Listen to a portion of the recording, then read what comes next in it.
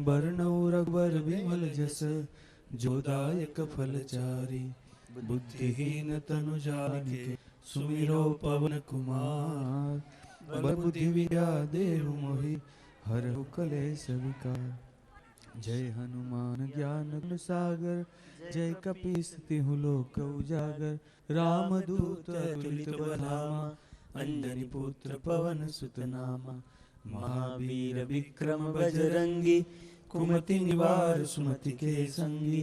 कंचन बरन विराज सुबेसा कानन कुंडल कुंचित केसा। हाथ वज्र और ध्वजा विराजे कांधे मूज जनेऊ साजे। शंकर सुवन केसरी नंदन तेज प्रताप महाजगवंदन। विद्यावान गुणी अति चातुर राम काज करिबे को आतुर। प्रभु चरित्र सुनिबे को रसिया राम लखन सीता मन बसिया। सूक्ष्म रूप धरि सियहि दिखावा बिकट रूप धरि लंक जरावा। भीम रूप धरि असुर संहारे रामचंद्र के काज संवारे।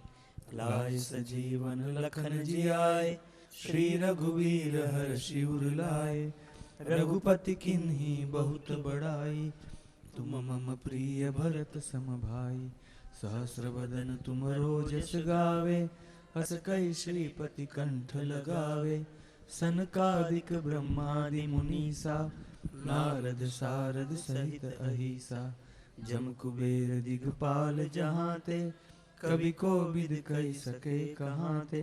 तुम उपकार सुग्रीवहि किन्हा राम मिलाए राजपद दिन्हा।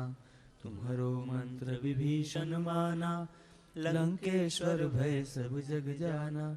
जुग सहस्र जो जन पर भानु लील्यो ताहि मधुर फल जानू। प्रभु मुद्रिका मिली मुख माहि जल्दी लांघि गए चरज नाही। दुर्गम काज जगत के जेते सुगम अनुग्रह तुम्हरे तेते। राम दुआरे तुम रखवारे होतन आज्ञा बिनु पैसारे।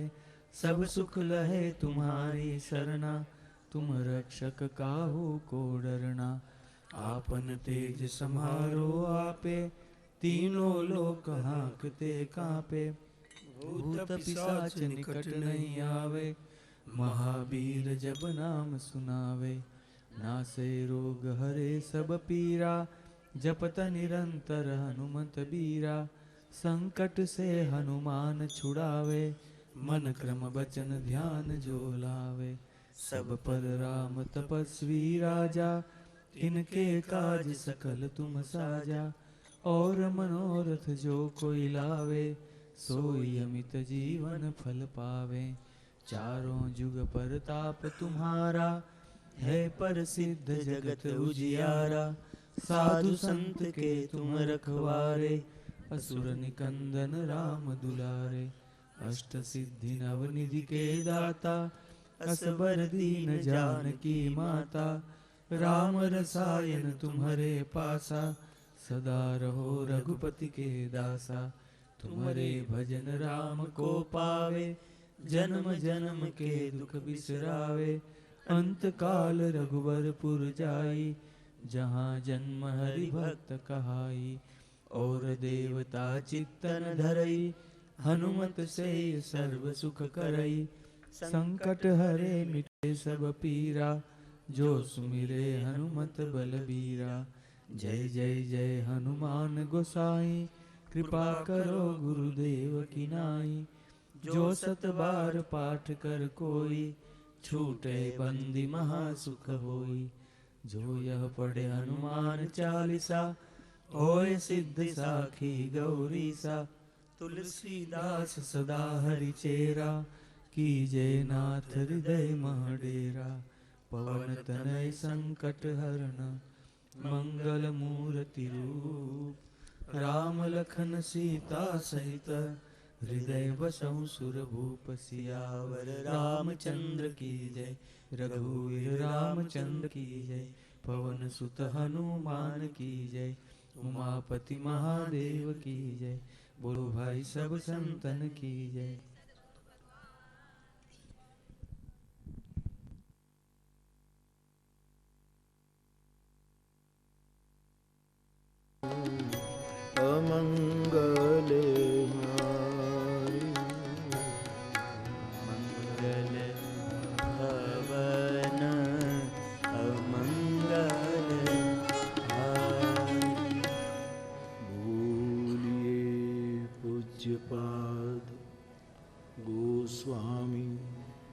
तुलसीदास जी महाराज की।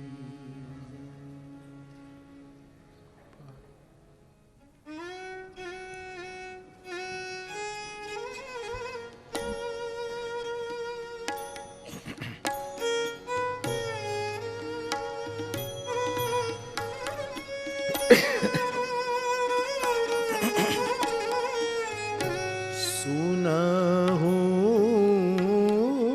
तात सादर मनुलाई,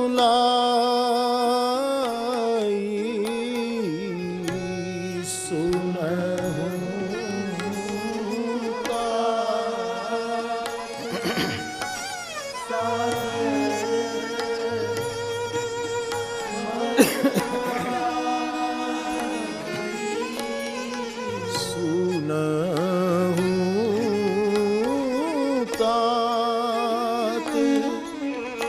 सादर मनुलाई, सुनहु तात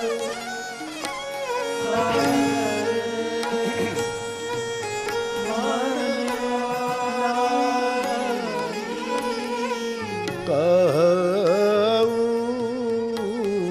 राम के कथा सुहाई, कहु राम के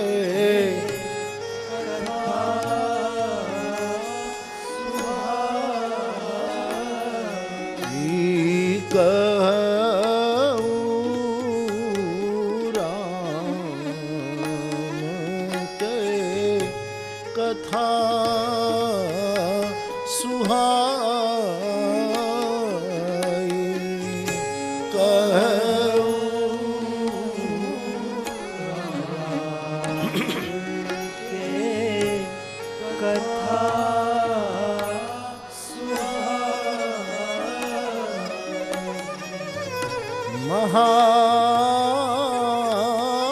महामोह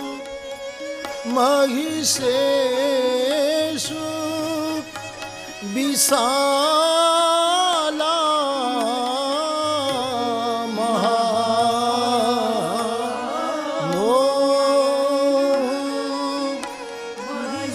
महिषेषु विशाला,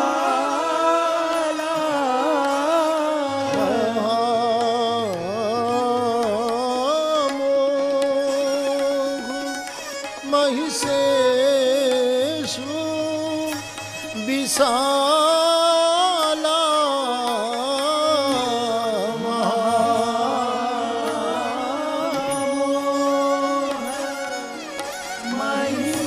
महिषेषु विशाला, राम कथा कालिका कराला, राम कथा कालिका कराला, राम कथा कालिका कराला, राम कथा कालिका कराला, सुनहु तात सादर मनुलाई, सुनहु तात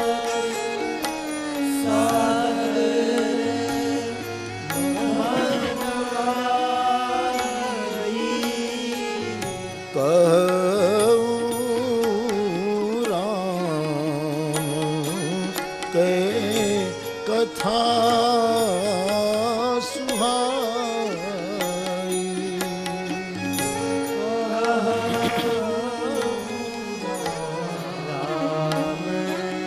के कथा सुहाई।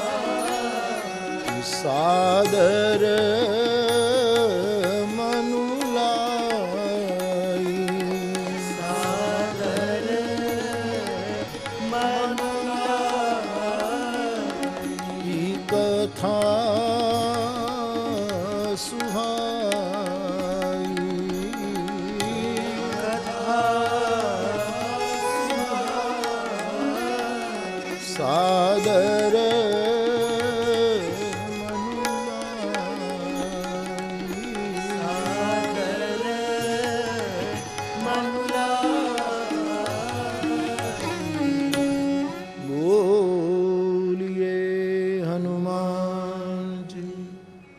महाराज की।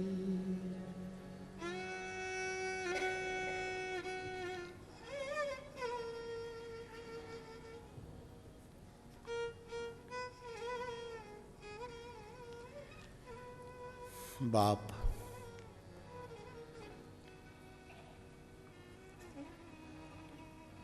भगवती भागीरथी गंगा के तट पर बसी इस मां काली की नगरी में फिर एक बार राम कथा के माध्यम से हम सब 9 दिन के लिए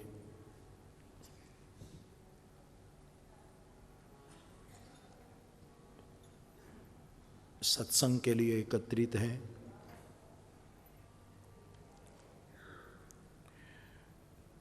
न कोई औपचारिकता, न कोई और विधि, जो मेरे स्वभाव के अनुकूल है,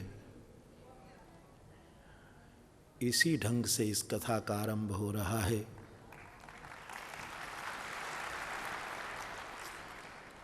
इसकी विशेष प्रसन्नता है। मैं इन युवकों को जो कुछ सालों से एक काम चलाओ कमेटी बना करके राम कथा का आयोजन कर लेते हैं, इन युवा भाई बहनों को साधुवाद दूंगा कि आपने बहुत सात्विक आयोजन किया है।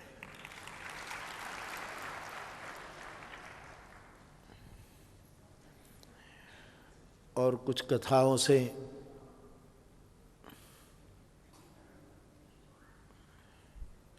रामचरितमानस की सूत्रात्मक चिंतनीय चर्चाएं होती रही, इसलिए आपको ज़्यादा जागरूक रहना पड़ेगा, सावधानी से सुनना होगा। मैं सोच रहा था कि कौन सा विषय उठाऊं, लेकिन बहुत समय से जब से कलकत्ते में कथा शुरू हुई है, खबर नहीं कितनी कथा हुई है, लेकिन तब से मेरे मन में एक बात रही कि माँ काली की एक नगरी है, इसमें एक बार मानस महाकाली की चर्चा की जाए। राम कथा में जिस रूप में मानस को महाकाली की उपमा दी गई है, समग्र तुलसी दर्शन में भी जहाँ जहाँ कालिका का स्मरण तुलसी को हुआ है, और ठाकुर राम कृष्ण परमहंस की ये माँ, पूरे जगत की ये माँ, जहाँ से इस भूमि के एक अध्यात्म विभूति को माँ का प्रसाद प्राप्त हुआ, उसकी इस पावन नगरी में मैंने सोचा कि महाकाली की चर्चा की जाए। ये हुआ नहीं ना कहीं। इसके लिए तो यही ही जगह है, यही तो भूमि उपयुक्त है। तो कभी कभी ऐसा होता है कि मैं व्यासपीठ पर पहुंचता हूं, तब तक निश्चित नहीं होता है कि मैं क्या करूं। सोचा था ऐसा कि मानस अमृत का दूसरा भाग यहाँ उठाऊं, लेकिन व्यासपीठ पर बैठते बैठते माँ ने मेरी बुद्धि मोड़ दी कि अमृत पाना है तो पहले माँ के पास जाओ।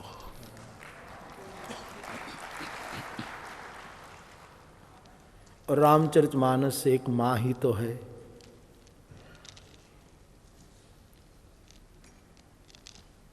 तात मात सब विधि तुलसी की,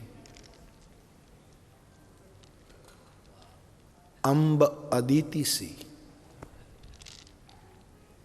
एक माँ है। और तुलसी जब खास अर्थ में याज्ञवल्क्य महाराज जैसे परम विवेकी पुरुष से, व्यक्ति से ये शब्द बुलवाते हैं कि राम कथा कालिका है, तब बहुत सोचने के लिए बाध्य कर देते हैं। तो आप समझ गए ये पंक्तियां बालकांड की हैं। तीर्थराज प्रयाग में महाकुंभ के अवसर पर कल्पवास करके सभी ऋषि मुनि अपने अपने आश्रम की ओर विदा लेने लगे। याज्ञवल्क्य जैसे परम विवेकी महापुरुष को भरद्वाज जी आग्रह के साथ, श्रद्धा के साथ रोक लेते हैं और फिर अपनी जिज्ञासा व्यक्त करते हैं कि राम तत्व क्या है, राम कौन है। और इन प्रश्नों के उत्तर में याज्ञवल्क्य जी मुस्कुरा देते हैं और कहते हैं, आप राम के गूढ़ रहस्यों को सुनना चाहते हैं, इसीलिए मूढ़ की तरह पूछे जा रहे हैं। हमारे यहाँ संशय का एक स्थान है। उपक्रम, उपसंहार, ये 5 लक्षणों की जहाँ शास्त्रों में चर्चा आती है कि व्यक्ति उपक्रम शुरू करे, फिर विषय ले, फिर विषय पर कोई शंका करे, फिर उस पर तर्क दिया जाए, फिर उपसंहार, ये सब शास्त्रीय शब्द है, उसमें मैं न जाऊं। लेकिन 5 विधाओं से विषय वस्तु का निरूपण करना होता है शास्त्रीय मर्यादा में। तो आप मूढ़ की तरह संशय करते हैं। नाथ एक संशय बड़ मोरे। भरद्वाज जी ने कहा, मेरे मन में एक बहुत बड़ा संशय है और आपके हाथ में तो जैसे फल की तरह सभी शास्त्र खेलते हैं, तो मुझे राम तत्व समझाइए। और प्रसन्नता व्यक्त करते हुए याज्ञवल्क्य ने ये 2 पंक्तियां वहां अपने मुख से गाई हैं कि सुनहूं तात सादर मनुलाई,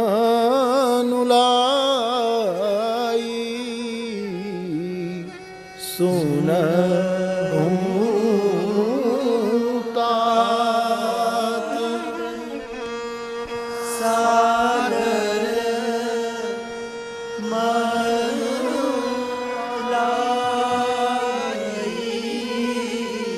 कहूँ राम के कथा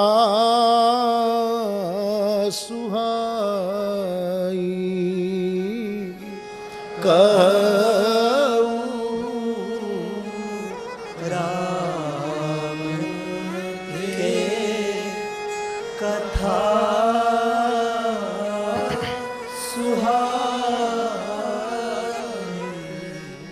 श्रवण करने के लिए वक्ता श्रोता को निमंत्रित कर रहा है।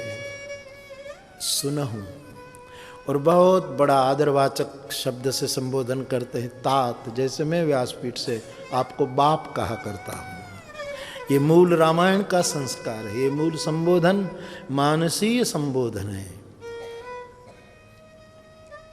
तो है तात, दो ही तो संबोधन श्रोताओं के समूह में ज्यादातर जब कथा होती है तो तात कहा जाता है, और अंगत चर्चा होती है तब श्रोता को वत्स कहा जाता है। हे वत्स, हे भद्र, हे चिरायु, ये सब सद्गुरु की अमृत वर्षा हुए। हर शब्द में आशीर्वाद भरा है। वरदान मांगने की शिष्यों को जरूरत नहीं। शिष्य के लिए एक ही वस्तु जरूरी है, अनन्यता। कोई शर्त नहीं। सद्गुरु से अधिकार मत मांगो, अनुग्रह की अपेक्षा करो, क्योंकि सद्गुरु स्वयं कोई अधिकार नहीं रखता, तुम्हें क्या देगा। सद्गुरु तो कृपा और अनुग्रह की मूर्ति हुआ करती है,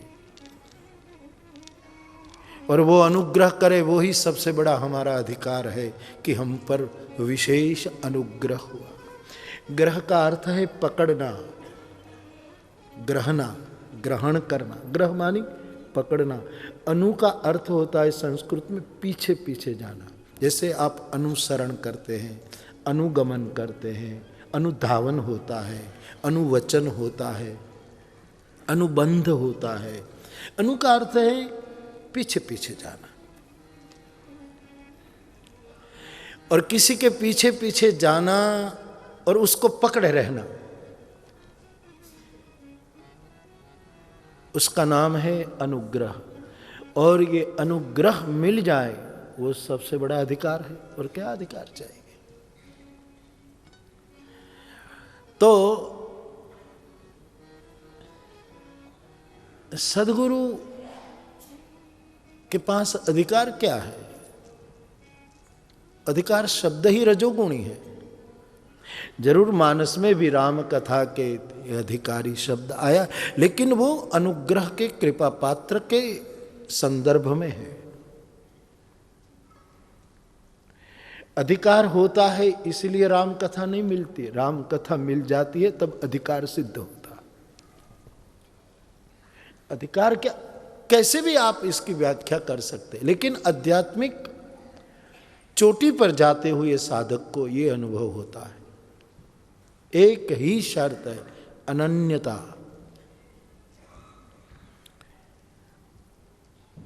अभी मैं जोड़िया में गीता जयंती पर कह रहा था कि भगवान कृष्ण की एक ही शर्त है, अनन्य भाव। अपि चेत्सु दुराचारो भजते माम। अब इतनी करुणा कौन शास्त्र करेगा साहब, जब प्रभु ये कह देते हैं कि दुराचारी से दुराचारी क्यों न हो, लेकिन कैसे भी करके उसकी निष्ठा यदि मेरे में है तो साधुरेव समंतव्य। ऐसा दुराचारी भी साधु कहलाने योग्य है। इतनी बड़ी करुणा भगवत गीता में वही है। खैर, तो ये सब वरदानी शब्द है, वत्स, तात, भद्र, चिरायु आदि आदि। तो याज्ञवल्क्य महाराज बहुत सुंदर संबोधन करते हैं। सुनहु तात, हे बाप, हे तात, सुनो। फिर दो शर्त, एक तो निमंत्रित करते, आदर देते, फिर दो शर्त रख देते। सुनहु तात सादर मनुलाई। भगवान की कथा को आत्मसात करने के लिए हमारे आचार्यों की ओर से दो ही शर्त लगाई है यहाँ परम विवेकी। एक तो सादर सुनिए और मन लगाकर सुनिए। दो ही शर्त है। सादर का अर्थ होता है आदर के साथ, सम्मान के साथ, अथवा दूसरा अर्थ होता है श्रद्धा के साथ। दो ही अर्थ है मेरी समझ। एक तो कहीं भी हम सुनने जाए तो इस मंच को आदर करें, खास करके आध्यात्मिक मंचों के बारे में ये बात है। इस मंच के प्रति हमारा आदर होना चाहिए, उपेक्षा नहीं होनी चाहिए, वरना न जाए। तो पहली शर्त है स आदर, आदर के साथ सुना जाए, और दूसरा कि मन जितना लगे मन लगाकर सुना जाए। मन इधर उधर घूमे और सुना जाए तो भी कोई घाटे का सौदा नहीं है, चलो, लेकिन जितना मिलने वाला है इतना नहीं मिल पाएगा। तो सुनहूं तात सादर मानुलाई,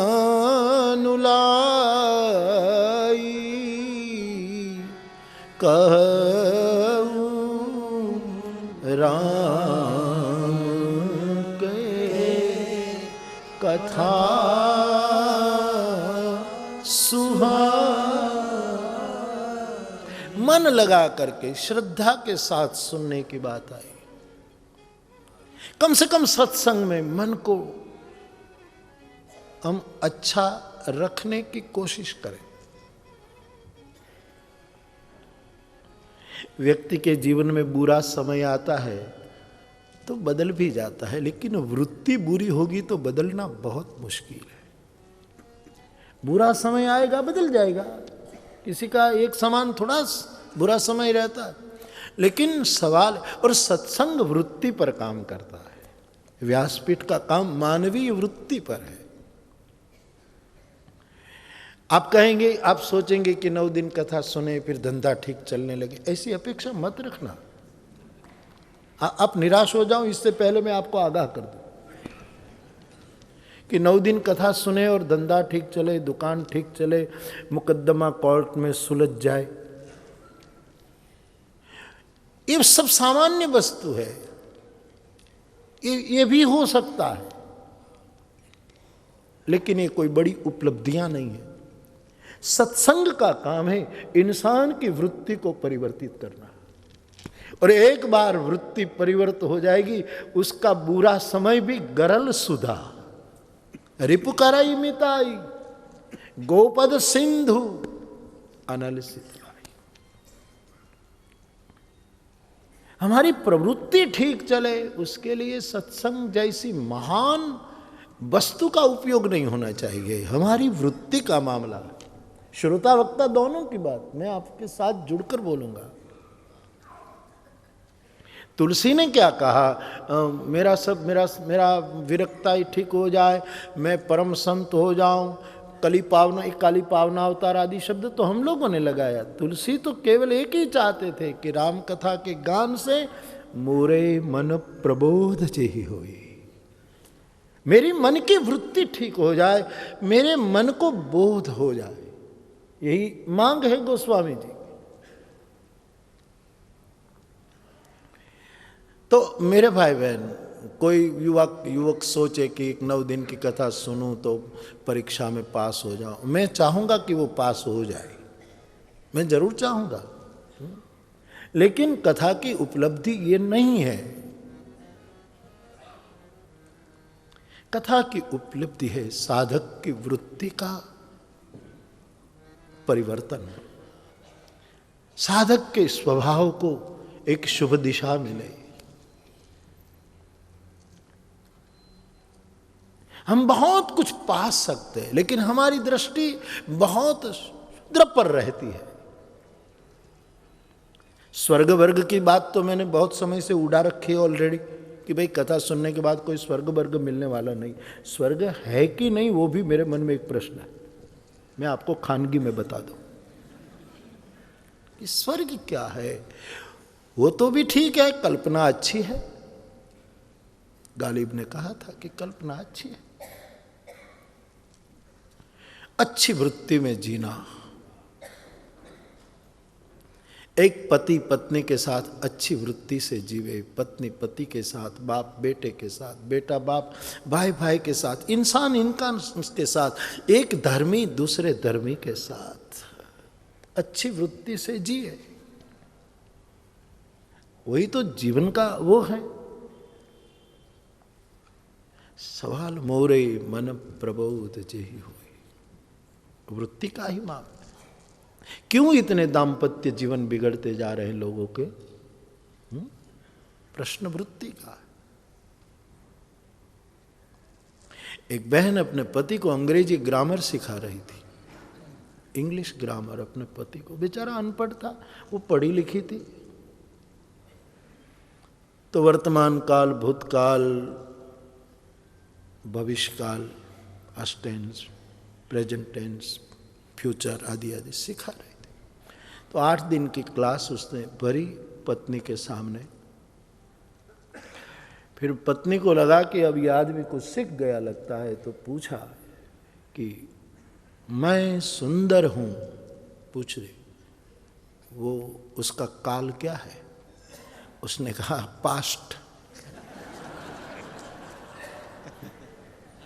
थी। ऐसी वृत्तियों में हम जी रहे हैं। क्यों इतने युवक लोगों की इच्छा होती है कि इन कथा का आयोजन करें, फिर सुने? मैं सोचता हूं कि आज के जमाने में मेरी व्यासपीठ के समान कोई धनी नहीं है। हाँ साहब, कई महापुरुष आए हैं, लेकिन जितनी युवानी सेवा के लिए समर्पित हो रही है, स्मरण के लिए समर्पित हो रही है, चिंतन के लिए समर्पित हो रही है, लोग हैरान हैं साहब आपके कथा श्रवण से कि ये क्या हो गया, लोगों को हुआ है क्या, माजरा क्या है, हाले दिल तुझे हुआ क्या है, आखिर इस दर्द की दवा क्या है? सत्संग। संसारामय भेषजम सुखकरम श्री जानकी जीवनम धन्यास्ते कृतिनः पिबन्ति सततम श्री राम नामामृतम। मुझे हमारे एक स्नेही कह रहे थे कि बापू, मैं कुछ समय से कुछ और किताबें पढ़ता हूँ तो माला बाला छूट गई।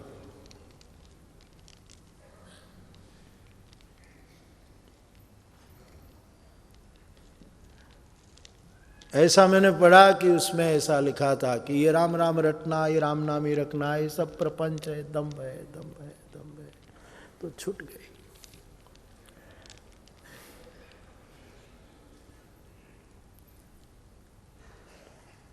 किसी भी तर्क से तुम्हारा जप छुड़वा देना, वो भी एक बहुत बड़ा प्रपंच है, प्रपंच है। इसका मतलब ये है, बड़ा अच्छा प्यारा प्रश्न मेरे पास आया था, तो मैं सोच रहा था उसके बारे में, कैसा क्यों होता है? अनन्यता की कमजोरी है। जिसकी नाम निष्ठा हो, जिसकी मंत्र निष्ठा हो, तर्क तो होते रहते, और तर्क करने वाले भी अपनी जगह सही होते, लेकिन भजन में बहुमति काम नहीं करती, एकमति काम करती है। माला जपते जपते किसी एक को प्राप्ति हो गई हो ना, तो भरोसा करो, किसी के तर्क पर अपनी सहज गति को रोको मत।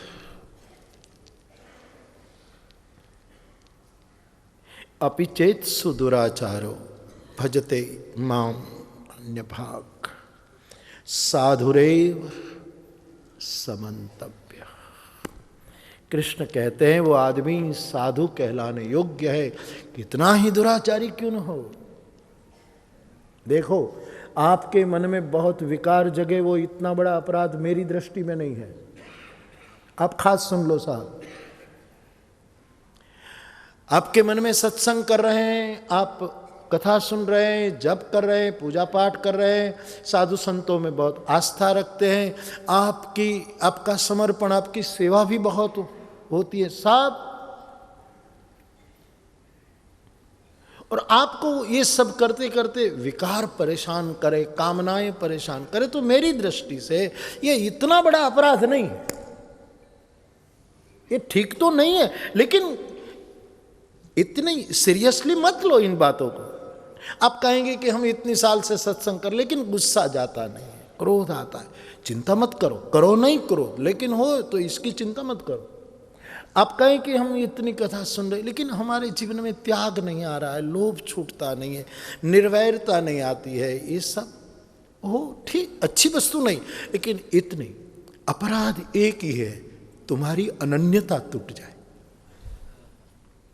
दुराचारी से दुराचारी हम क्यों ना, हम लाख कामी हैं, क्रोधी है, लोभी है, तेरे है, हमारी अनन्यता तेरे साथ। अनन्यता टूटना अपराध है। अब इससे ज्यादा आपको प्रमाण क्या चाहिए मेरे? जब कृष्ण कहे कि तू दुराचारी क्यों ना हो, तू व्यभिचारी क्यों ना, मैंने तो दुराचार के अर्थ किए, क्योंकि गीता ने ही ये अर्थ दिए कि गीता में व्यभिचारी बुद्धि की चर्चा की है, मिथ्याचार की चर्चा की है, दूसरे अर्थों में अत्याचार की चर्चा है। तो लाख अत्याचार करे, भ्रष्टाचार करे, मिथ्याचार करे, व्यभिचार करे, अब नारद जी में कितना काम प्रकट हो गया, सोचो तो। नारद जैसा महापुरुष जो देवर्षियों में प्रभु की विभूति माना गया, वो आदमी में जो काम बढ़ा, इतना काम विश्व में किसको चढ़ा होगा?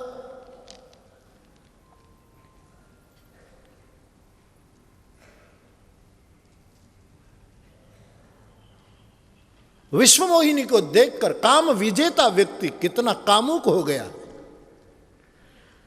उस आदमी को भगवान विष्णु के प्रति कितना क्रोध आया कि गाली गलौज बोलने लगा। एक मुनि, एक महात्मा भगवान को इतनी गालियां दे, हद है। और विश्व मोहिनी मुझे ही मिले और किसी को, ये लोभ पैदा, सभी वस्तु आ गई उनमें, अपिचेत्सु दुराचारो। लेकिन उसकी शरण एक ही रही, हरि। हरि सन मांगो सुंदरताई। नारद कहीं और जगह नहीं गए कि मैं यहीं से सुंदरता ले लूं। हो सकता था कुछ मंत्र जप करे सिद्धि प्राप्त कर लेते थे, लेकिन नहीं, मेरी शरण एक है। मैं कामी सही, मैं लोभी सही, और ये महापुरुषों की तुलना में तो हम कुछ नहीं है साहब। डरते क्यों हो? है तो है। सोने से पहले आंख में आंसू आ जाए तो एक पंक्ति गा लो, सब माफा माफी हो जाएगी साहब। हमारे हरि अवगुण चित न धरो। कितने कृपालु है अस्तित्व, कितना बड़ा प्यारा है जगदीश, कितना सुंदर है। भगवान केवल शरीर से ही सुंदर नहीं, उनका स्वभाव भी बहुत सुंदर है। अधरम मधुरम वदनम, सब प्रकार से पूर्ण है।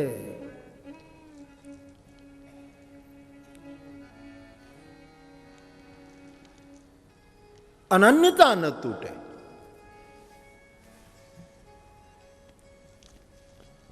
अनन्यता टूटना अध्यात्म जगत का अपराध माना जाएगा। तो बाप,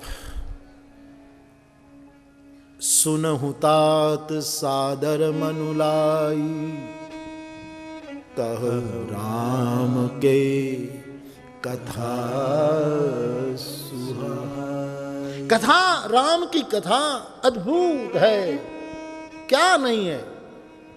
लेकिन इस कथा को निमित्त बना करके हम बहुत सोचे साहब,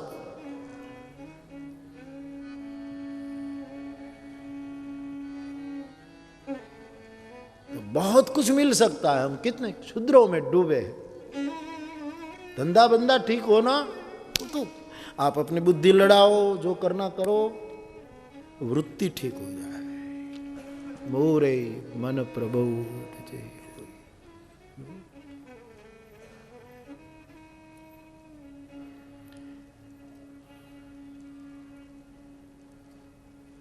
तो सुनहु तात सादर मनुलाई, कहूँ राम के कथा। मुझे एक विद्वान ने 4-5 दिन पहले एक प्रश्न पूछा, एक साहित्य परिषद का मामला था।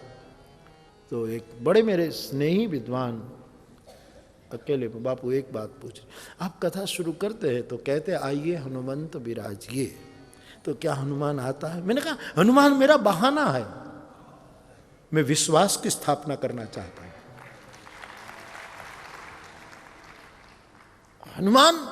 हनुमान का मतलब भवानी शंकर ओ वंदे श्रद्धा।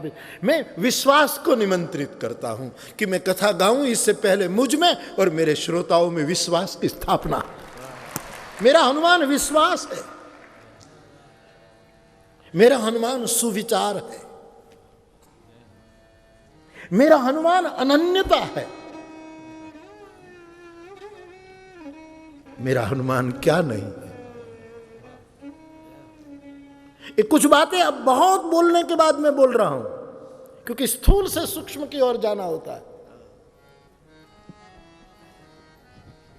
अब उसने मुझे ये कहा कि बापू इतनी साल से आप कथा कर रहे, तो क्या एक बार ऐसा नहीं हो सकता कि आप बड़ा बुद्धिमान व्यक्ति, मेरी समझ में, हमारे गुजराती भाषा के, बोले बापू वैसे तो हम कथा में नहीं आते, लेकिन टीवी में कभी कभी देखते हैं।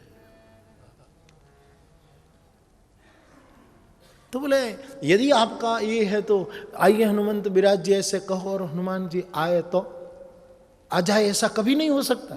मैंने कहा मैं नहीं चाहता कि वो आए। वो क्यों आए? मैं उसको इस रूप में बुलाता ही नहीं कि वो बंदर के रूप में आए, और ये आकर खड़े रहे तो हम सब स्टेडियम के बाहर। वो कहेगा कि मैं आऊंगा और आप। सही में हमारी वृत्ति में विश्वास की स्थापना, जिसके लिए तुमने 9 दिन निकाले हैं, इतना समय निकाला है, इतनी संपत्ति लगा रहे हो, इतनी समझ लगा रहे हो, और इस युवानी में तुम्हारे मन में ये भाव जगा है, मेरा है। हर व्यक्ति का मस्तक मेरे लिए कथा का मंडप है। हर खोपड़ी में मैं हनुमान को स्थापित करना चाहता हूं। मेरा हनुमान मानी ये स्टेडियम में ही नहीं, कथा के पंडाल में हर व्यक्ति का मस्तक एक मंडप है, कथा मंडप है, वहां विश्वास की स्थापना। आइए हनुमंत विराज। हनुमंत मानी प्राण तत्व, साधक प्राणवान हो।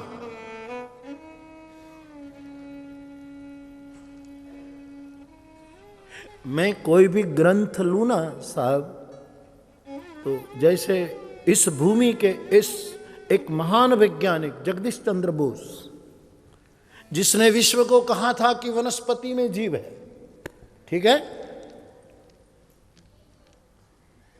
बहुत गहराई से उसने खोज की और विश्व को एक संदेश दिया, सिद्ध कर दिया वनस्पति में जीव है। कोई भी सदग्रंथ था, इतना मैं कहूंगा, क्योंकि ग्रंथ के रूप में कई मैगजीन ऐसे आते हैं जिसको आप ठीक से छू भी नहीं सकते, छूना भी अच्छा नहीं लगता।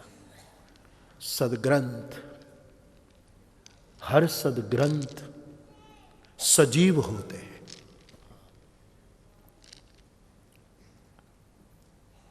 जैसे हमारा ये जो बॉडी है, शरीर है, वो 5 तत्वों से बनता है, क्षिति जल पावक गगन समीरा। हमारे शरीर में विज्ञान भी सिद्ध करता है कि अग्नि तत्व है, वायु तत्व है, जल तत्व है, पृथ्वी तत्व है, आकाश तत्व है।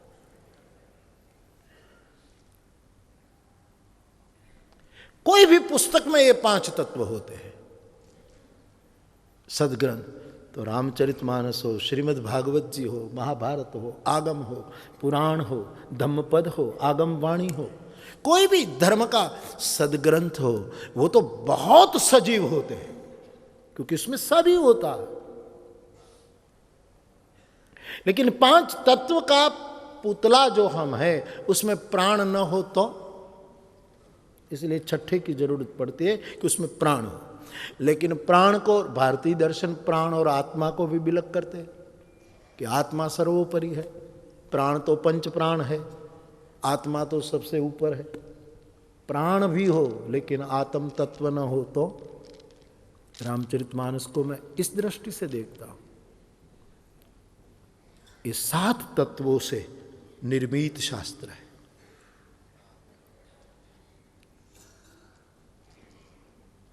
रामचरितमानस का बालकांड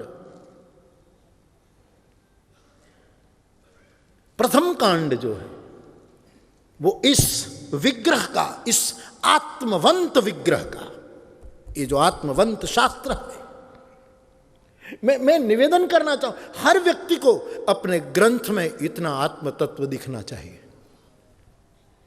अनन्यता अपने धर्म में, अपने ग्रंथ में होनी ही चाहिए।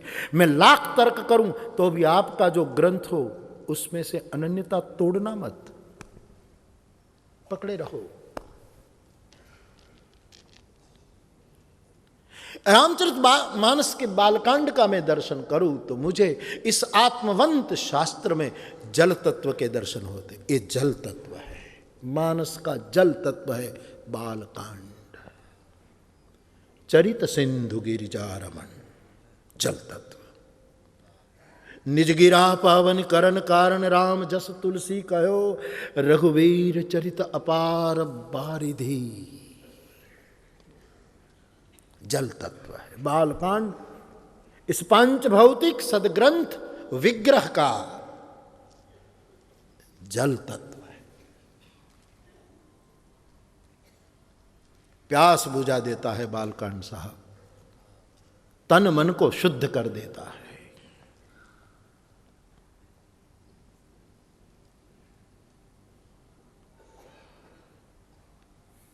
अयोध्या कांड इस आत्मवंत शास्त्र का पृथ्वी तत्व है।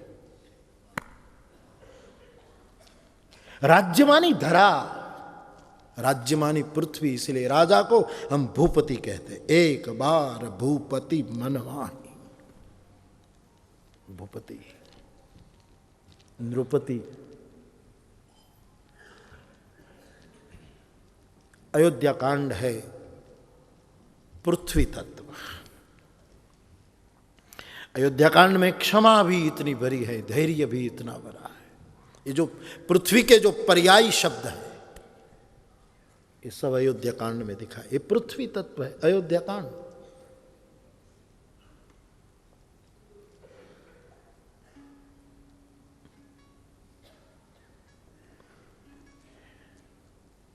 अरण्य कांड, बाप ठीक से उसको इस दृष्टि से गहराई से सोचे। आत्मवंत शास्त्र के लक्षण मेरी व्यासपीठ के मुताबिक। अरण्यकांड है छोटा,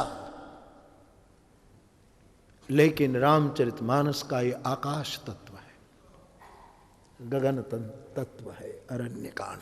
वहां जो चिंतन फूटा है, वहां जो विशाल चिंतन जो फूट रहा है अरण्यकांड में, अद्भुत है।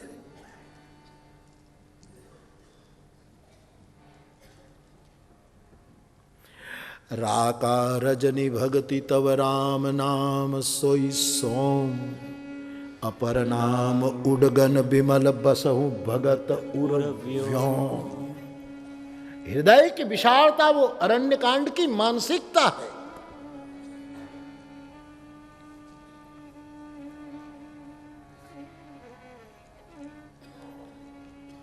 ज्यादा विस्तार न करूँ, ये तो प्रवाह चल गया तो मैं बोल दूं साहब।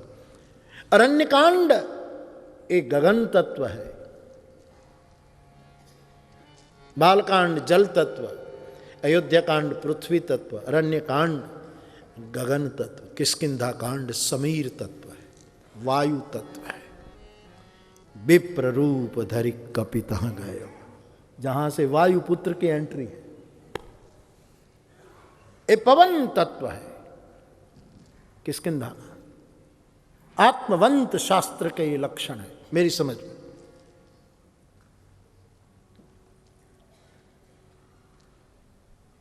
वायु तत्व किष्किंधा,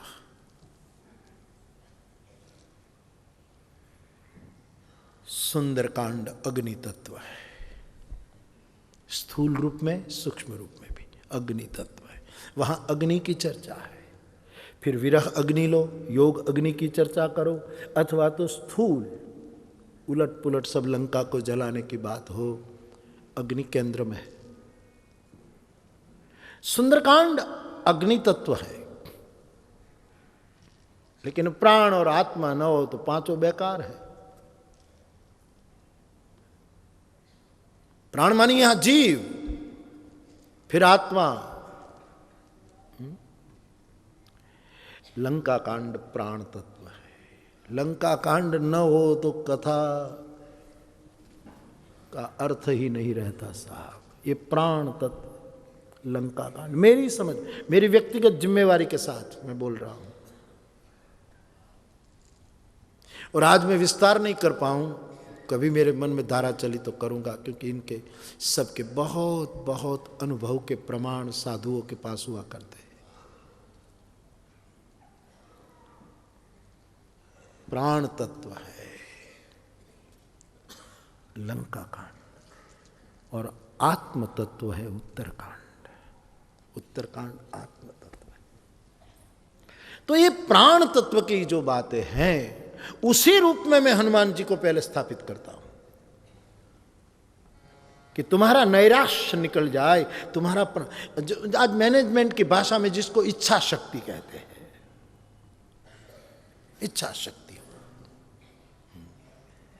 और मैंने मुजफ्फरपुर में भी मेरी प्रसन्नता, मैं राजी हूं कि आज मैनेजमेंट की बातें करने वाले सभी विद्वान लोग भी रामचरितमानस के आधार पर मैनेजमेंट की चर्चा कर रहे हैं, हनुमान चालीसा के आधार पर मैनेजमेंट सिखा रहे हैं, भगवत गीता के आधार पर ये सब क्लासेस बड़ी तगड़ी फी लेकर दे रहे हैं।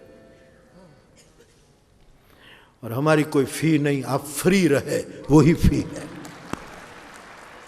कोई फी नहीं। आप फ्री रहे, अपनी निजता में जिए,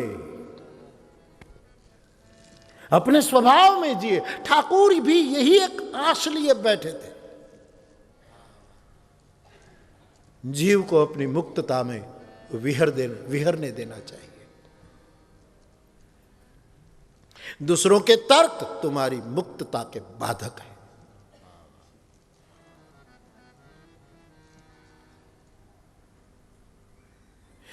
तो मैं उस विद्वान मेरे वडील को कह रहा था कि हनुमान जी की मेरी स्थापना, मेरे मन में यही है कि कथा से पहले एक विश्वास विराजमान हो, लेकिन केवल विश्वास नहीं, विचार भी विराजमान हो। हनुमान जी विचारशील पुरुष है।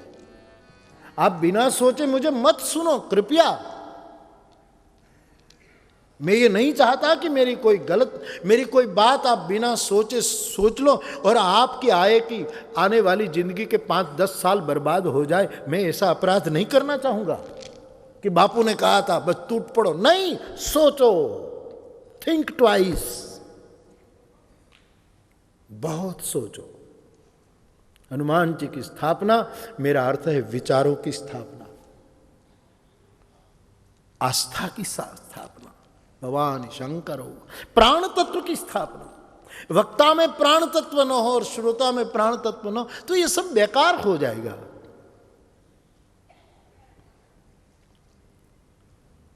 ब्रह्म में नहीं जीना चाहिए। वक्ता को, श्रोताओं को ब्रह्म में रखना भी नहीं चाहिए। वक्ता का दायित्व है कि श्रोता ब्रह्म में न रहे और सतत श्रोता और शागिर्द आश्रित ब्रह्म में जिए जाएं ताकि अपना काम चले। उसके नेटवर्क बनाए जाते हैं। सोचो तो, जहां हमारी परंपरा कहती है गुरु बिनु संशय ना मिटे, सत्संग तो भ्रम निवारण का एक वर्कशॉप है। तुम्हारे हर मस्तक मेरा मंडप है, उसमें मैं विश्वास की स्थापना करना चाहता हूं, प्राण की स्थापना करना चाहता हूं। ये जरूरी है। मुझे पूछो तो कहूं, भ्रम में जिए ना वो विषय, भ्रम में पूरी जिंदगी जिए, भ्रम भ्रम वो विषयी जीव। श्रम में जिए वो साधक, साधना करे, जप करे, तप करे, पोता अपने शरीर को वो करे, वो श्रम करे वो साधक, और ब्रह्म में जिए वो सिद्ध, और खुद ब्रह्म हो जाए वो शुद्ध, स्वयं ब्रह्म हो जाए, चिदानंद रूप। हमारे यहां 3 शब्द है, नाहम मैं वो नहीं, कोहम मैं कौन हूं, फिर आखिर आता सोहम। रमण महर्षि तो इन तीनों पर आदमी को प्राणायाम कराते थे। पहले रेचक करो, नाहम नाहम, निकालो सब, रेचक करो, नाहम। रमण की पद्धति, अरुणाचलम का शहंशाह।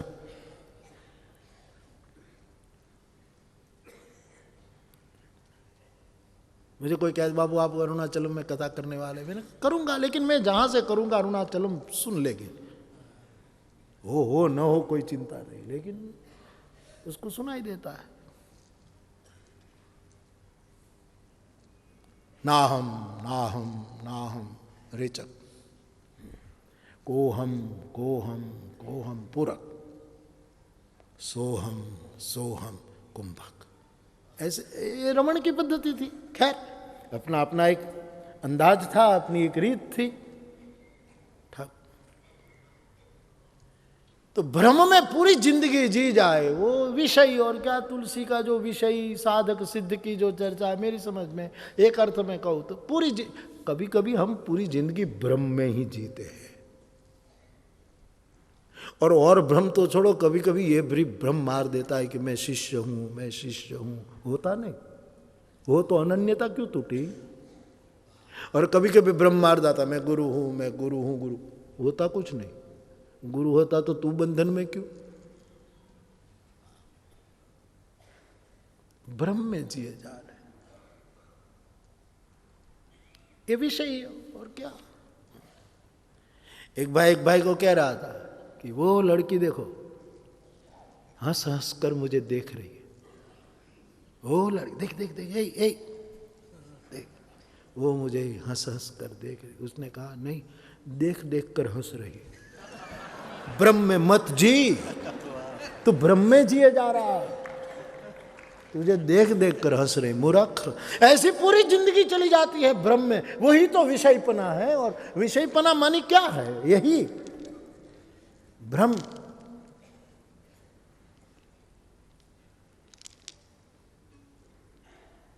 श्रम में जिए, साधन खूब जरूरी भी है। कुछ समय तक साधन जप करो, ये करो, ये करो, थोड़ा प्रैक्टिकल रहकर करो, जरूरी है। ये श्रम करे वो साधक, मेरी दृष्टि में। और ब्रह्म में जिए वो सिद्ध। और ब्रह्म में जीते जीते स्वयं ब्रह्म हो जाए, वो जो चौथी एक श्रेणी मेरी व्यासपीठ कहना, वो शुद्ध, जिसको उपनिषद निष्कल ब्रह्म, अनीह ब्रह्म, विशुद्ध ब्रह्म जो कहते हैं, वो।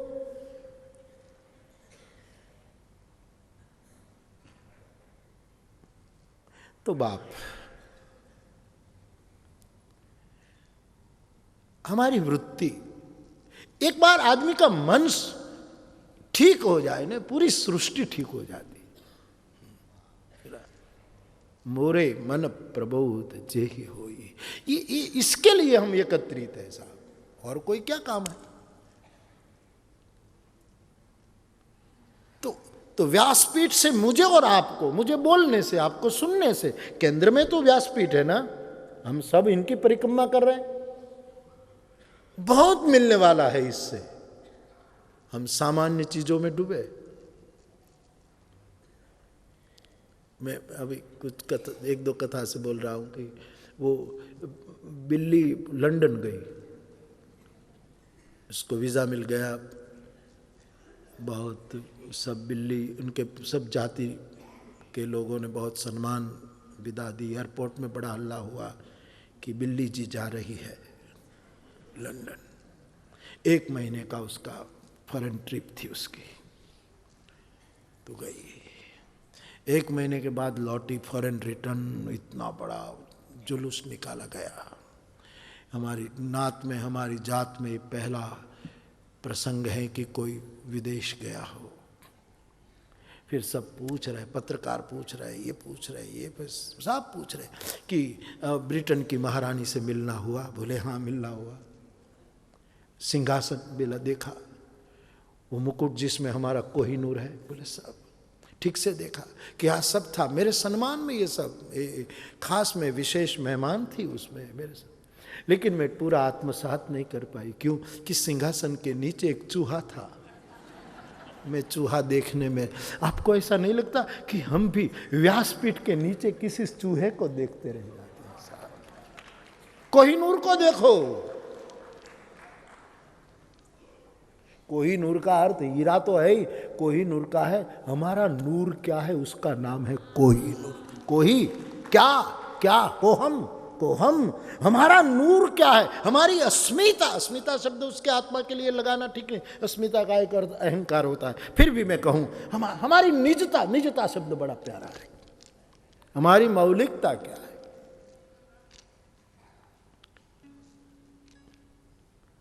ये वो जो ओशो ने भी उसका जिक्र किया था, लेकिन मैं उसका पूरा चरित्र जब पढ़ रहा था तो एक बात और विशेष मुझे मिली। वो डायोजनीस, जो इतना बड़ा यूनान का फकीर, जो टब में रहता था, वर्षा है तो टब ओढ़ लेता था, फिर खुले में, उसमें ऐसे ही बड़ी फकीरी थी उसकी। और एथेंस जीतने में, लेकिन बापा से मैंने पक्का भी किया, उसने भी मुझे कहा कि बापू ऐसी बात। तो जब सिकंदर जीत कर निकला, एथेंस को जीता, किसी ने कहा कि इतना बड़ा महापुरुष है, बड़ा त्यागी, तो इच्छा हुई कि मैं उससे मिलूं। तो लश्कर के लोगों ने कहा कि आप क्यों मिले, हम ले आते हैं। बोले नहीं नहीं, मैं मिलना चाहूँ उसको। भले कुछ भी हो, सिकंदर के मन में ये आदर जो प्रकट हुआ उसको मैं नमन करूँगा कि फकीरों के पास जाना चाहिए, उसको हम ले आए, ऐसी बात नहीं। तो गए। वो सुबह की धूप ले रहा था, सर्दी के दिन थे, सूरज अभी निकला था, और मैं उठा भी नहीं। थोड़ा अच्छा आइए, आपका स्वागत है। बोले मैं सिकंदर। बोले आपके बारे में सुना है, आप विश्व विजेता होने को है, बहुत बहुत धन्यवाद। ऐसे ही लेटा रहा था। तो कहते मैं अब यहाँ से दूसरे देश को जीतने जा रहा हूँ और कल पूरी दुनिया जीत लूँगा, तो मुझे आपके प्रति खबर नहीं, इतना भाव जगा है, तो मैं कोई सेवा कर सकता हूँ, वहाँ से आपके लिए कुछ ला सकता हूँ, कोई सेवा मेरे लिए? तो 2-3 मिनट तो जवाब नहीं दिया, मुस्कुराता रहा। सिकंदर ने कहा कुछ भी आप कह सकते, मुझे सेवा का मौका दो। बोले सेवा करनी हो तो एक काम करो, ये तेरे सैनिक कब से खड़े हैं ना, धूप रुकी हुई है, जरा हट जाओ, धूप को आने दो, मेरी मस्ती में बाधा। ये तुम खड़े तो बस इतनी सेवा करो, हट जाओ। सिकंदर लौटता है, तब पत्रकारों ने पूछा कि क्या लगा मुलाकात? बोले मैं सिकंदर न होता तो मैं ये होना चाहता। ये उनका जवाब था। ये अपनी निजता है, ये अपनी मौलिकता है, ये अपना स्वातंत्र है। कोहिनूर, मेरा नूर क्या है, मेरी आत्मसत्ता क्या है, मेरी अस्मिता शब्द ठीक नहीं, फिर भी कहूं कि मेरी निजता क्या है।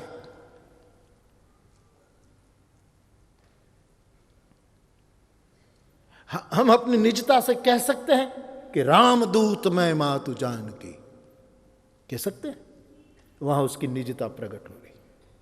और ये तो असुरों की भूमि में बात थी, इसलिए जानकी के सामने शपथ पेश करना पड़ा कि मां को भ्रम न रहे, इसलिए सत्य शपथ करुणा। बाकी कितनी कितनी निजता से बोल रहे कि रामदूत मैं मात, मैं शब्द लाए, मैं मातु जानकी, सत्य शपथ करुणा निधान। तो कुल मिलाकर बात कहनी है कि हमें जो मिलना है सत्संग से वो ये है, स्वर्ग वर्ग छोड़ो, नरक की फिक्र छोड़ो। क्या नरक हैं, होंगे तो होंगे, भोग लेंगे। शादी करके कुछ कम भोगा है तो इससे डरते हो?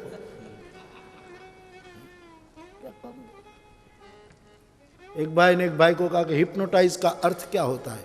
बोले किसी को फुसला करके वश में करके अपना काम उनसे करवाना हिप्नोटाइज कहा जाता है, कि उसको पहले वश करो फिर अपना काम उनसे करवा लो। तो उसने कहा हमारे यहाँ तो उसको शादी कहते हैं।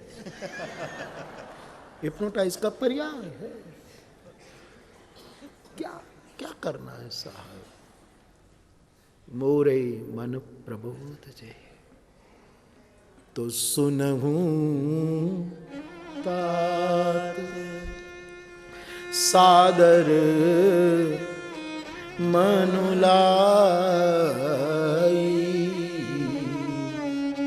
कहूं राम के कथा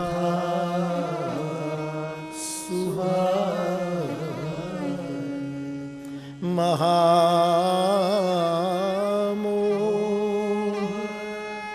महिषेश विशाला राम कथा कालिका कराला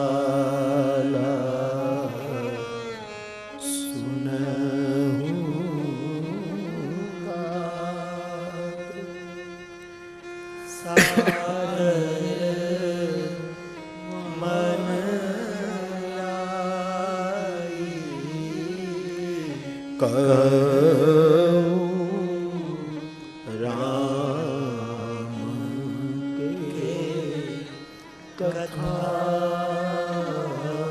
सुहा। ये सुंदर कथा है भरद्वाज, बड़ी सुहावनी ये राम कथा है।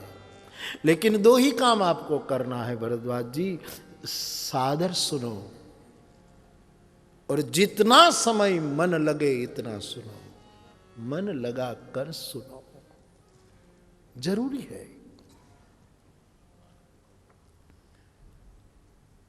मन नाश भाग करेगा, ये करेगा, उसको समझाए धीरे धीरे।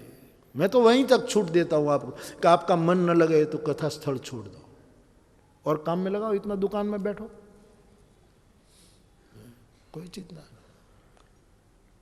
लेकिन यही एक उपाय है, धीरे धीरे लगेगा, इससे फायदा होगा। ऋषि दो ही शर्त रखता है, मन लगा कर सुनना और जिस मंच की शरण में हम जाते उस मंच के प्रति आदर रखना, उसकी उपेक्षा नहीं, उसकी आलोचना नहीं, उसका अनादर नहीं।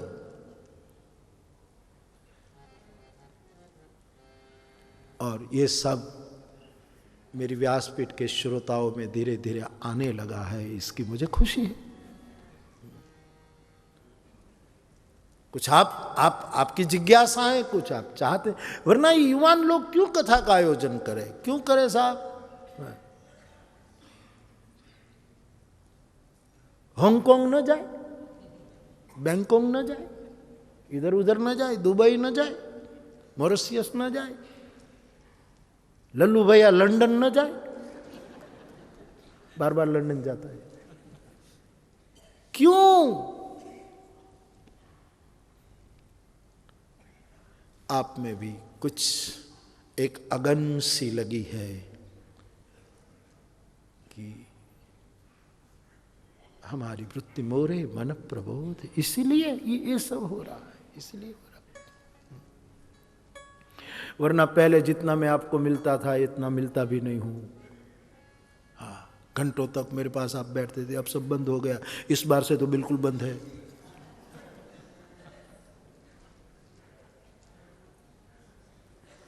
मैं देखना, परीक्षा करना चाहता हूं कितने मेरे पास टिकते हैं, अनन्यता कहां है।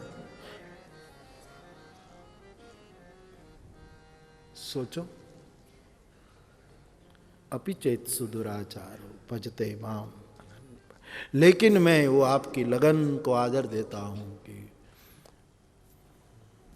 आपका भाव, आपकी श्रद्धा व्यासपीठ के प्रति। तो इसका जो मिलना चाहे, मिलने वाला है वो हमें मिले। हम छोटी छोटी बातों में न जाए कि इससे ये ठीक हो जाए, बीमारी ठीक हो जाए।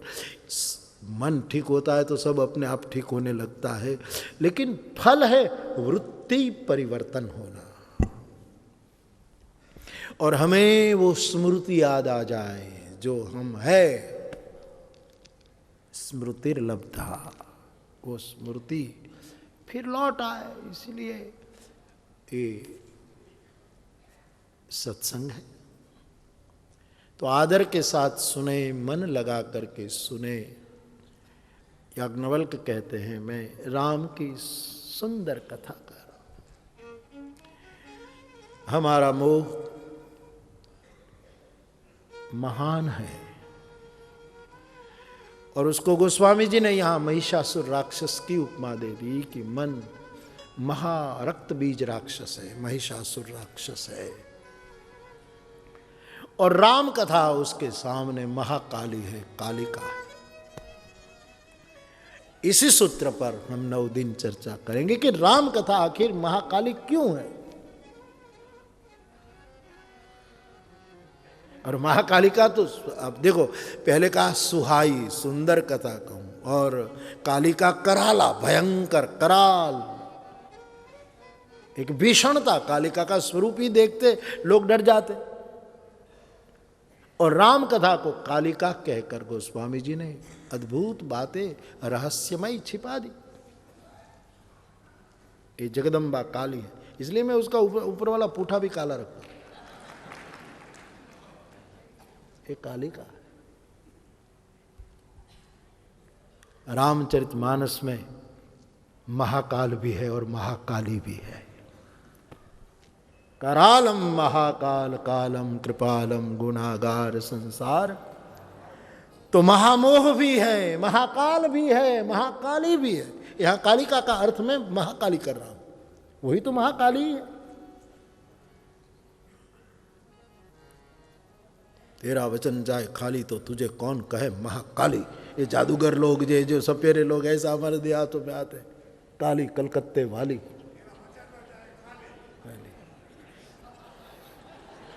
और तेरा वचन जाए खाली तो तुझे कौन कहे महाकाली। ले, ऐसा ऐसा लोग बोलते हैं, सपेरे लोग ऐसे, काली कलकलता वाली, कलकलता वाली, ऐसा हो।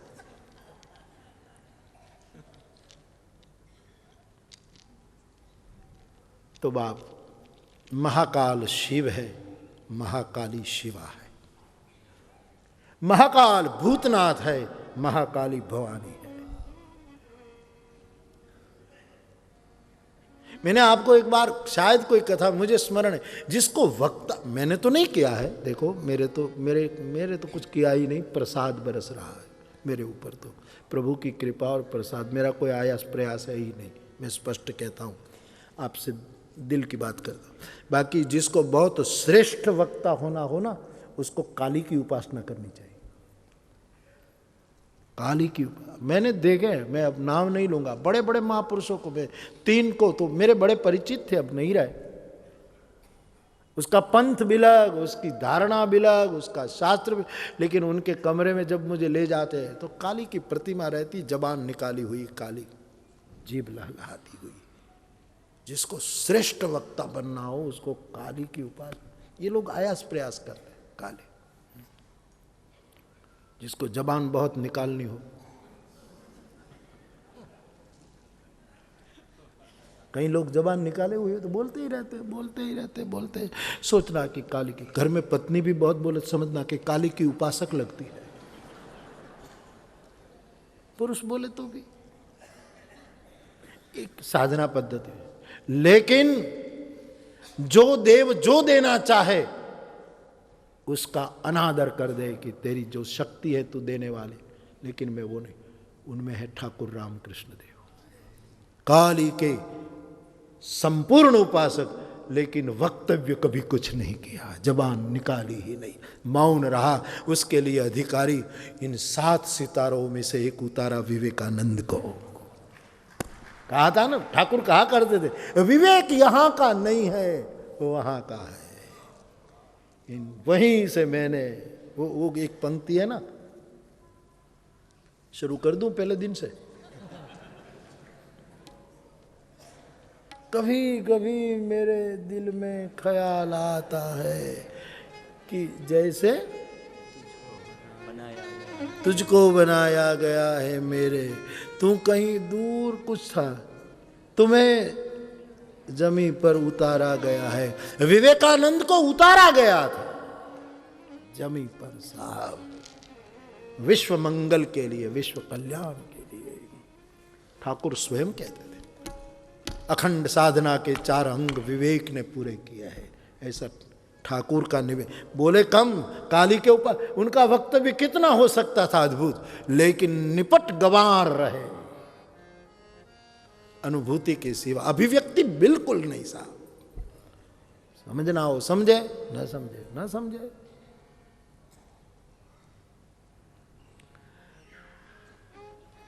तो राम कथा कालिका कराला। महाकाल है महादेव, महाकाली है महादेवी। महाकाल है शंकर, महाकाली है शिवा, ये पार्वती। दुर्गा के कई रूप में, इनमें जो कालिका के साथ तुलसी जी तुलना करते हैं, इसलिए एक बार मेरे मन में भी मनोरथ था कि मैं कालिका पर बोलूं, और यहाँ इस योग बन गया है, इसलिए आपके सामने मानस महाकाली की चर्चा करेंगे। फिर से एक बार सब कृपया सुने ठीक से और गाए। सुनहूं तात सादर मनुलाई, गाइए।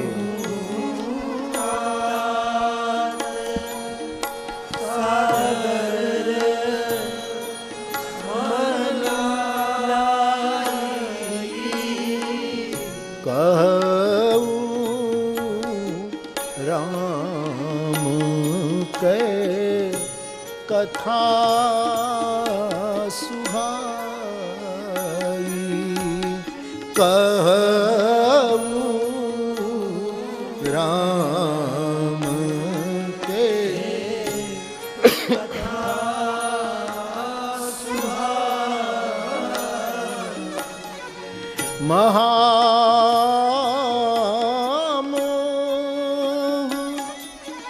महिषेश विशाला, महामोह महिषेश विशाला, राम कथा कालिका कराला, राम कथा कालिका कराला, राम कथा शशि किरण समान, राम कथा शशि किरण समान, संत चकोर करगी जय पाना, संत चकोर करही जय पाना,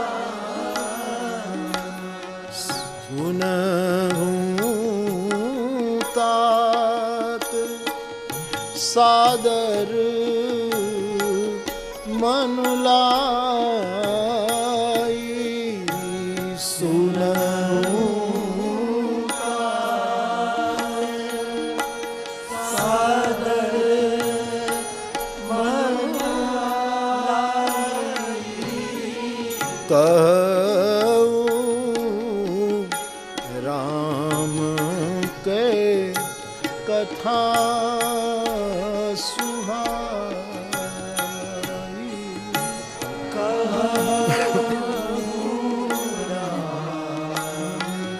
के कथा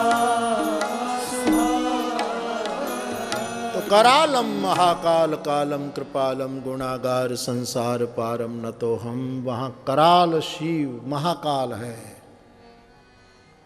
और यहाँ राम कथा काली का कराला है। तो महाकाल जिस ग्रंथ में है उसी ग्रंथ में महाकाली भी है और इनमें हम भी हैं, क्योंकि हमारा मोह भी महामोह, महाकाल महाकाली महामोह वाले हम लोग। इसलिए भले बात, लेकिन सब में महा तो कॉमन है। वो महाकाल सही, वो महाकाली सही, लेकिन हम भी तो महामोहित है।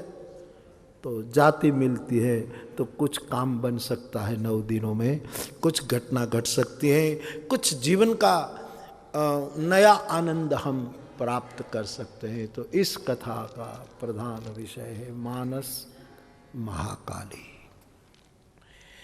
उसके इर्द गिर्द हम मानस के आधार पर दर्शन करेंगे।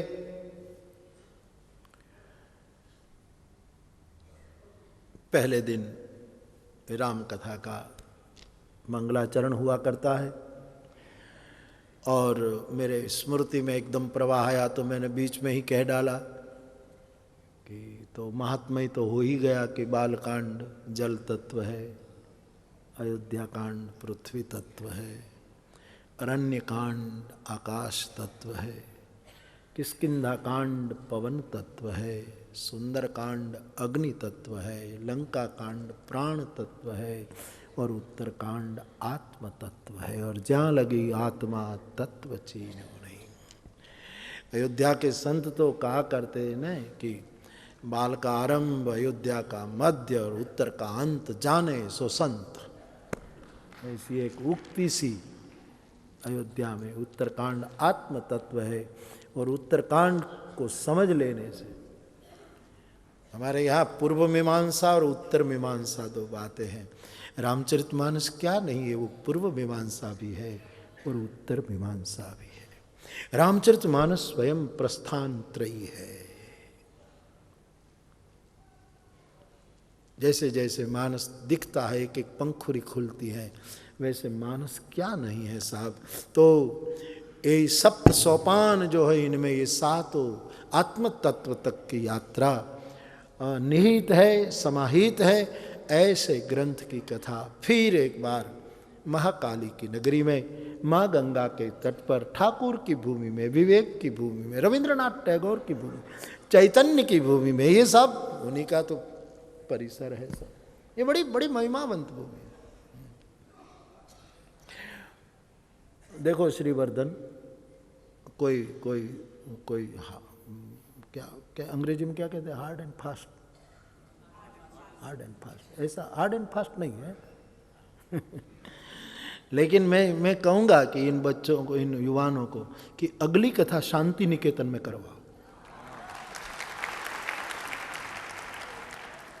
हमारी विद्या की एक भूमि है, मेरी इच्छा है टैगोर की भूमि में एक 9 दिवसीय अनुष्ठान हो शांति में। मुझे वर्धा में भी कथा कहनी है, विनोबा। मुझे अरविंद के पास गाना है, अरुणाचलम में गाना है, मामा जी तैयार है, यहाँ बेटा तैयार है, वहाँ बाप तैयार है। तो ठीक है बेटा, लल्लू जी ठीक है, हाँ तलाश करना 1-2 दिन में ठीक से मंजूरी मिले, उनको संस्था को कोई आपत्ति न हो। शांति निकेतन में टैगोर की स्मृति में एक बार वहाँ ऐसा हो तो क्या शब्द है वो, हाँ वो नहीं है, वो नहीं, बस बस आप हल्के रहिएगा, बिल्कुल जरा भार मत रखना। लेकिन मैं आज जब से निकला हूँ तब से शांति निकेतन मेरे दिमाग में को, मैंने मामा जी को एक बार बात कही भी थी कि कभी आप वहाँ देख लेना। तो ये भूमि की अपनी एक महिमा है। हम तो और श्रद्धांजलि क्या, हमारा तो यही एक उपाय है, जा जा करके गा ले। तो ये बड़ी महिमावंत माँ काली की नगरी। मंगल माँ करेंगे ना शांति निकेतन? हाँ हाँ,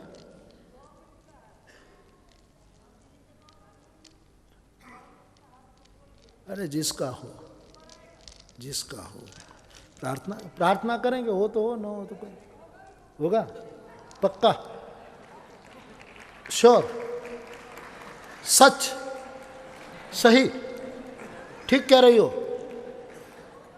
जो बस। महाकाली तो नहीं, लेकिन काली तो जरूर बोल रही है।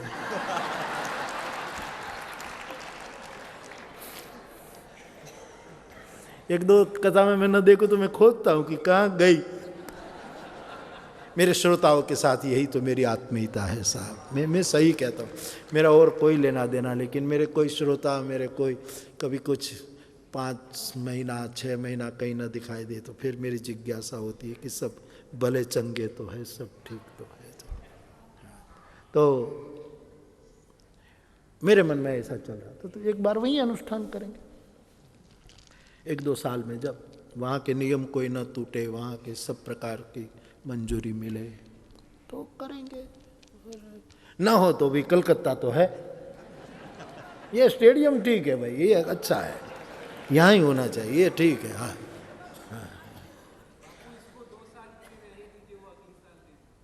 हाँ हाँ, अगले साल यानी 9 में। 8 तो सब हो गया यार, नहीं 8 का तो सब हो गया ना, 8 में कहाँ जगह है? 8 में, हाँ 8 में तो नहीं, 9 का अंक ठीक है, मेरी मानो ना यार थोड़ा, चलो ना यार, कोशिश करना, चिंता मत करना, मालिक ने चाहा तो होगा। लेकिन ये भूमि भी एक बार अनुष्ठान करने जैसी तो जरूर है ही। तो खैर ये मन में बात आई तो कहते, हाँ कालिका भूमि है ना, ठीक है। तो कुछ तो होगा जरूर जरूर, तो जाएंगे, ठाकुर ने माँ ने चाहा तो जाएंगे, चलो। तो बाप उत्तरकांड आत्म तत्व है, इस 7 सोपान की ये कथा पूर्व मीमांसा भी है और उत्तर मीमांसा भी है, रामचरितमानस प्रस्थान त्रयी भी है। ये सब साधार कहा जा सकता है, मैं ऐसे ही इस शब्द नहीं कह रहा हूँ। तो ऐसे मानस की कथा हम फिर एक बार माँ काली महाकाली की नगरी में गाने जा रहे हैं। तब आइए हनुमान जी का वो विनय पत्रिका का केवल पद गान कर ले, कोई मांग नहीं, केवल पद गान, हनुमान जी को स्मरे केवल बस। मंगल मूर्ति मारुत नंदन, सब गाएंगे।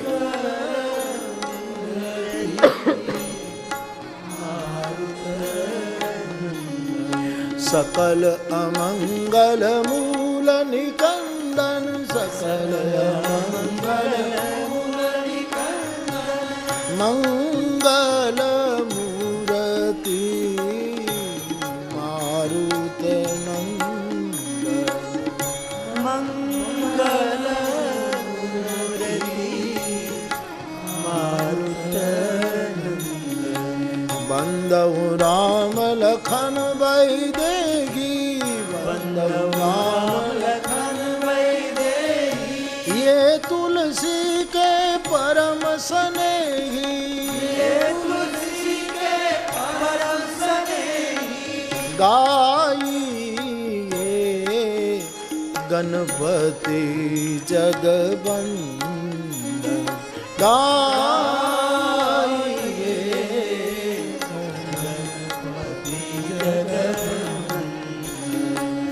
गाइए गणपति जगवंदन।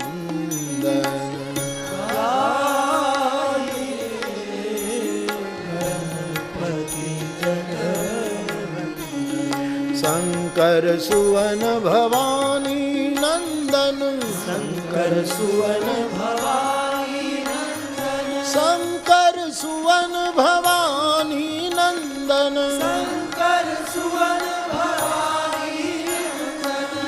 गाइए गणपति जगवंदन।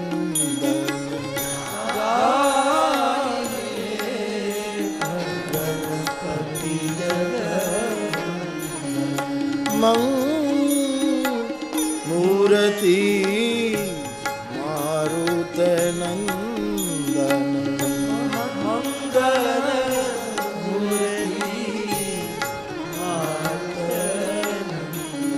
सकल अमंगल मूल निकंदन, सकल मंगल मूल निकंदन। शंकर सुवन भवानी नंदन, शंकर सुवन भवानी नंदन। गाइए गणपति जगवंदन।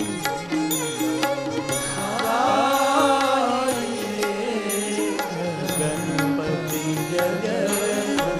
वर्णानामर्थ संज्ञानां रसानां छन्दसां मंगलानां च करतारौ वंदे वाणी विनायक। जो सुमिरत सिद्धि होय गणनायक करिवर वदन, करहु अनुग्रह सोय बुद्धि राशि शुभ गुण सदन। मूक होई वाचाल पंगु चढ़े गिरिवर गहन, जासु कृपा सुदयाल द्रवहु सकल कलिमल दहन। नील सरोरुह श्याम तरुण अरुण बारिज नयन, करहु सो मम उरधाम सदा क्षीर सागर शयन। कुंद इंदु समदेह उमारमन करुणा अयन, जाहि दीन परनेह करहु कृपा मर्दन मयन। बंदौ गुरुपद कंज कृपा सिंधु नररूप हरि, महामोह तम पुंज जासु वचन रवि कर। बंदौ गुरुपद पदुम परागा, सुरुचि सुवास सरस अनुरागा। अमिय मुरीमय चूरन चारु, समन सकल भुज परिवार। सुकृत संभूतन विमल विभूति, मंजुल मंगल मोद प्रसूति। जनमन मंजूर मलहरण, ये तिलक गुण वस करणी। श्री गुरुपद नख मणिगण जोरी, सुमिरत दी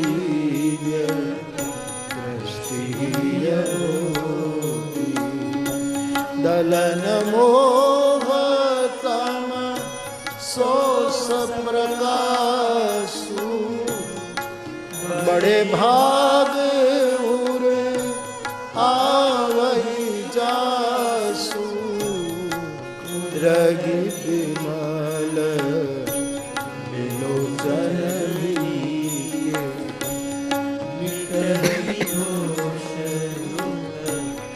भवरजनी के सूजहि राम चरित मणि मानिक, गुप्त प्रकट जन जो जेहि खान, जथा सुअंजन आदि दृग साधक सिद्ध सुदा, कौतुक देखत शैल बन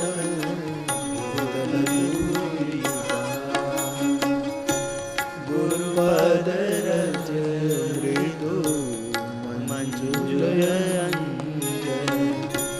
नयन दृग दोष विभंजन, तेहि करि विमल विवेक विलोचन, वर्णमु राम चरित भव मोचन, बंदरु गुरुपद पदुम परागा, सुचि सुहास सरस अनुरागा, बंदरु गुरुपद परागा।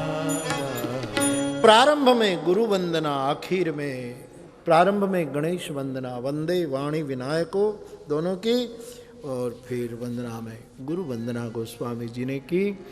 गुरु चरण धूलि से दृष्टि को पवित्र करके वो कथागान शुरू करते हैं और सबको प्रणाम करते करते, महावीर बिनवउ हनुमान, राम जासु जस। तो मानस में महाकाल है, महाकाली है, महामोह है, महावीर है। महावीर बिनवउ हनुमान। गोस्वामी जी श्री हनुमान जी की वंदना करते हैं। प्रणवउ पवन कुमार, हरवन पावन ज्ञान धन, जासु हृदय आगार, बस राम सर चाप। प्राण तत्व की, विश्वास तत्व की, आस्था तत्व की इनकी गोस्वामी जी ने वंदना की। हनुमान जी की वंदना में बहुत बार उस पर कहता रहता हूँ, बस हो सके तो हनुमान चालीसा करते रहना, जितनी बार हो तो हो। मैं नहीं हनुमान चालीसा नहीं कर पा रहा हूँ, वो स्मृति भी हनुमान चालीसा का पाठ है कि मैं नहीं कर पा रहा हूँ, क्योंकि स्मृति तो वही है ना, तुम्हारी दृष्टि तो वहां लगी है। तो न करने केवल स्मृति कि मेरे से हनुमान चालीसा नहीं हो रहा, वो भी हनुमान चालीसा, तो जब श्रद्धा से करेंगे तो क्या नहीं होगा। तो हनुमान चालीसा का यदि हो तो आश्रय करना, 11 बार करना, जितना जो सब छूटे। न करो तो मैं करूँगा, मैं बहुत कर सबको स्मरते स्मरते करता हूँ, साफ खबर नहीं पूरे विश्व। तो यही तो जीवन है, और क्या करना है। तो फिर श्री हनुमान जी का आश्रय खूब करे। बिन विश्वास भक्ति नहीं, हनुमंत तत्व के सिवा क्या। साधना में भी हनुमंत के बिना आगे नहीं बढ़ा जा सकता। तो श्री हनुमान जी की वंदना की। जय जय जय हनुमान गोसाई, कृपा करो गुरु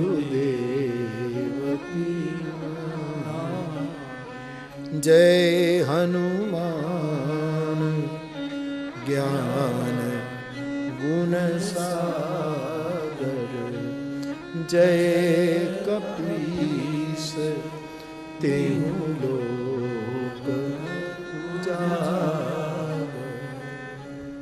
तो श्री हनुमान जी की प्रणव पवन कुमार कह करके गोस्वामी जी ने वंदना की। फिर ठाकुर की वंदना, माँ की वंदना और फिर नाम वंदना करके गोस्वामी जी कथा को क्रमशः आगे बढ़ाते हैं। मूल तत्व की चर्चा करते हुए हम राम कथा का आनंद लेंगे। कल सुबह 9:30 बजे से कथा।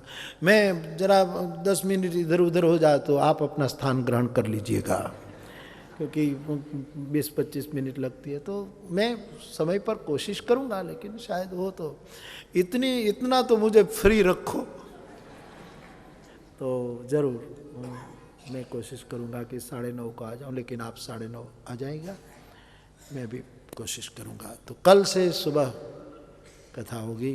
अब आगे के 8 दिन तक मानस महाकाली की चर्चा हम करेंगे।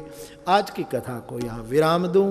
इससे पूर्व कुछ क्षणों के लिए हरे रामा राम राम सीताराम राम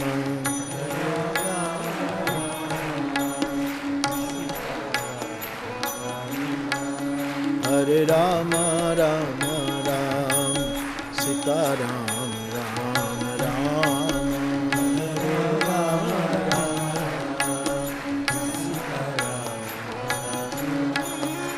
हरे राम राम राम सीताराम राम राम हरे राम राम राम सीताराम राम राम हरे राम राम राम सीताराम राम हरे राम राम राम सीताराम राम राम हरे राम राम राम सीताराम राम राम हरि बोल। हरे राम राम राम सीताराम राम राम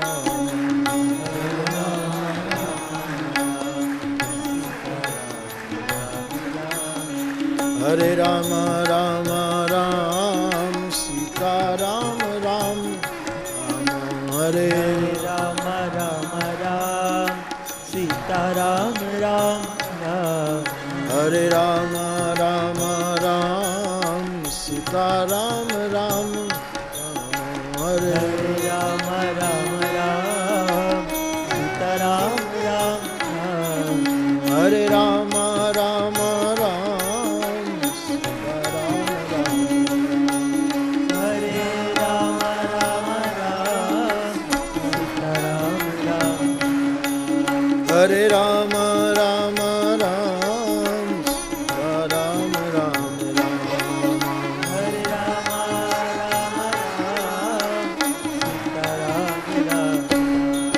हरे राम राम राम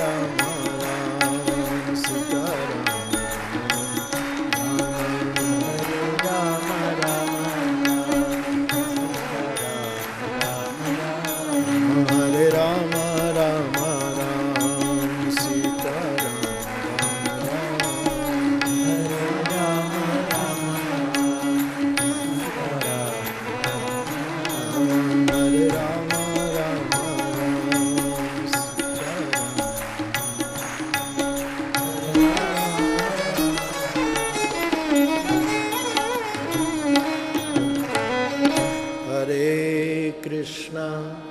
हरे कृष्णा कृष्णा कृष्णा हरे हरे हरे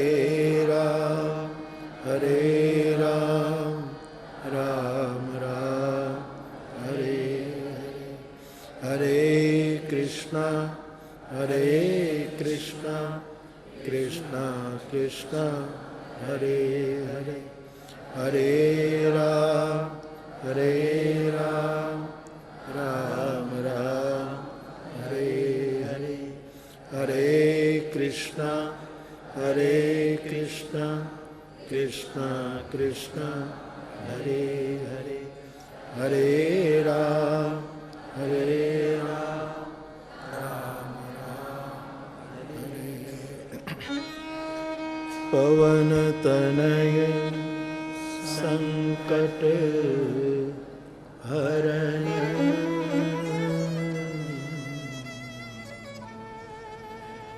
मंगल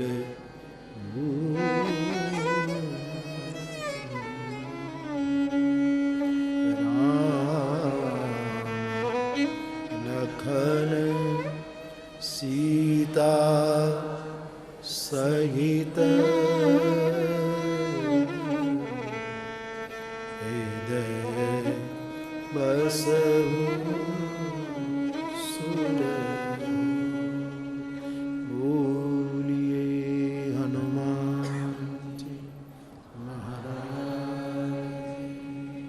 9 दिवसीय कथा में प्रथम दिवस की कथा यहाँ विराम लेती है। कल सुबह 9:30 बजे फिर आगे यात्रा करेंगे, भगवत चर्चा करेंगे। भाव से बोलिए रामचंद्र भगवान की जय, श्री बाल कृष्ण भगवान की जय, सद्गुरु भगवान की जय। ओ